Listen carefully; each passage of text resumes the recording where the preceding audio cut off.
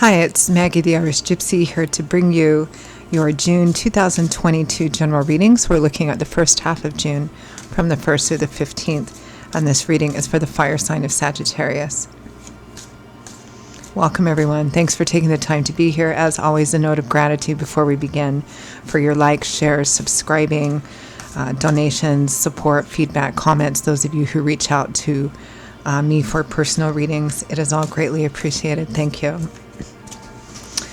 Okay, Sagittarius, this reading is for you. First half of June 2022. Can you believe we're already halfway through the year already?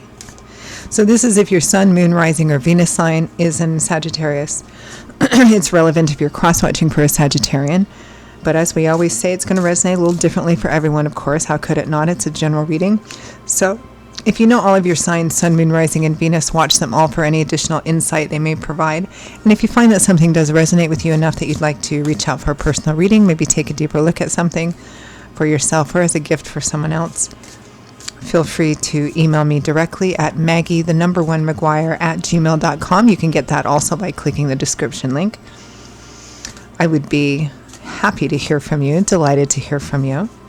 I can usually respond the same day with more information. I do offer a wide variety of readings, and I'm pretty timely about scheduling, so email me if you'd like. All right, Sagittarius, let's see what the first half of June looks like for you. I am using the Tarot of Dreams and clarifying with the Gilded Tarot. All right, Sag. We begin with independence, self-sufficiency, self-empowerment, not having to rely on or depend on other people, working hard to get to a place where you're enjoying the fruits of those efforts. It's a very self-empowering card. With the Emperor, boy, you're really taking charge here. Responsible, productive, disciplined, persevering. Can also represent a father figure, an older person, somebody of seniority and status, decision-making ability. And if this is not you at present, then you are definitely taking matters into your own hands to ensure that. You're bossing up here. Next, we have the Seven of Coins, reflection, contemplation, taking stock, taking inventory, taking a look at what you have invested in something, what you've gotten back to show for it, and asking yourself what changes you might make. Should you try and grow it better? Can you? Should you keep it where it's at? Should you be content with where it's at? Or should you harvest what you can and move on? With the Hanging Man, you're taking some time to do that, not taking action yet. I mean, the Seven of Coins is kind of a reflective card anyway. You're like, okay, this is what I've invested in this. Regardless of what it is, person, place, relationship, situation, job, work, look at all the effort I've put into this and what have I gotten back to show for it? Is it justified? What do I do with it now?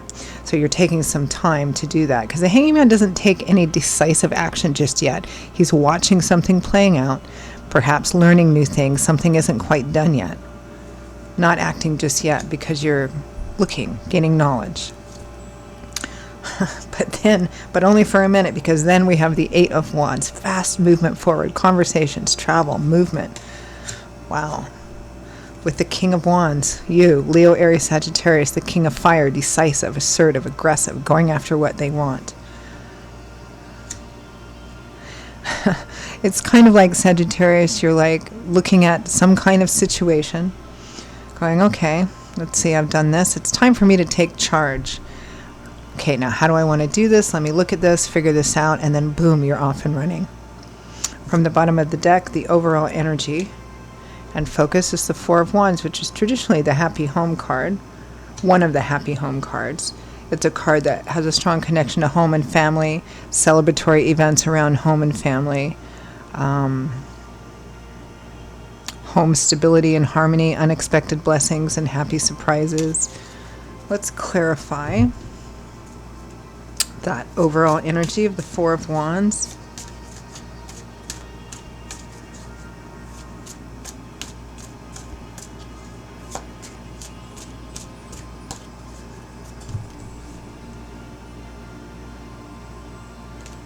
The Devil, unhealthy cycles, addictions, obsessions. The Five of Cups, disappointment, loss, grief, regret. The Ten of Cups, the happy home white picket fence card. You're disappointed at something. Something hasn't worked out the way that you wanted, or there's some regret here. There's some kind of unhealthy cycle that keeps going around and around again.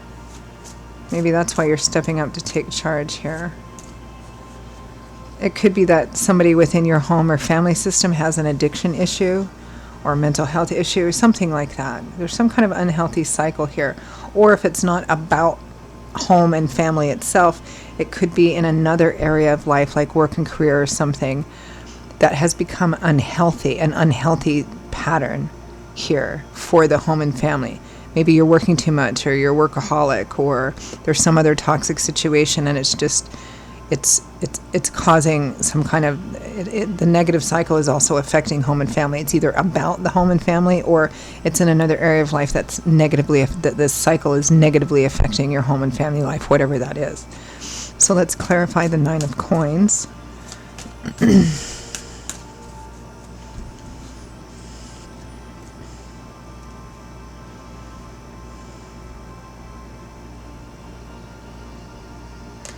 The Five of Pentacles, insufficiency and lack, or feeling shut out, abandoned, rejected, betrayed, or not good enough.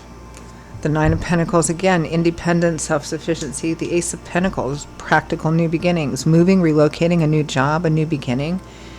It feels like something hasn't worked out for you, and it's left you with not enough. And whether that not enough is financial and material, like a job or work situation, and it's not good for your home and family either.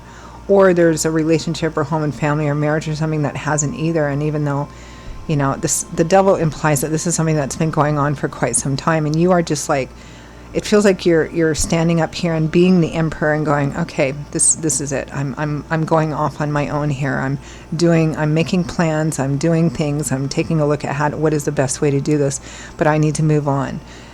Again, if it's not specifically if it's about home and family, it probably has to do with a separation or divorce or something like that. If it's about work or career, it's about maybe branching off on your own, entrepreneuring, or just moving on in a different way. Let's clarify that Emperor, that taking charge Emperor.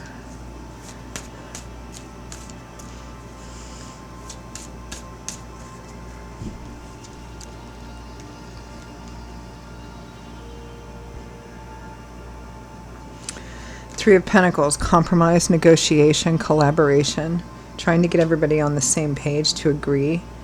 Strength, facing fears, doubts, insecurities.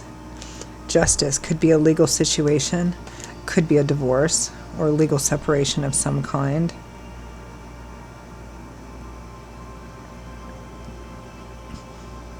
It could be working out how to leave a job, work, project, group of some kind in the best way possible.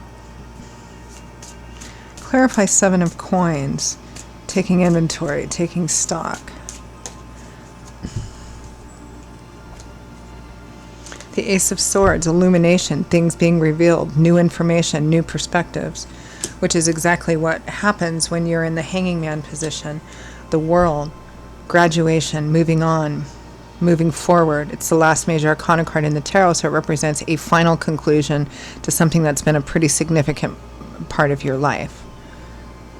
You're seeing this clearly now. You're also seeing a way out of it or a way through it. Let's clarify this Eight of Wands.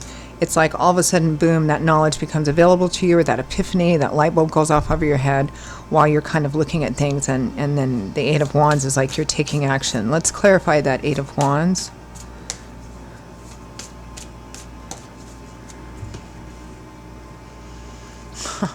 The Sun. You're going to a place mentally, emotionally, or physically, or maybe all of the above, where there's an uplifting of all this heavy restrictive energies, light, love, warmth, laughter, everything being illuminated, maybe traveling.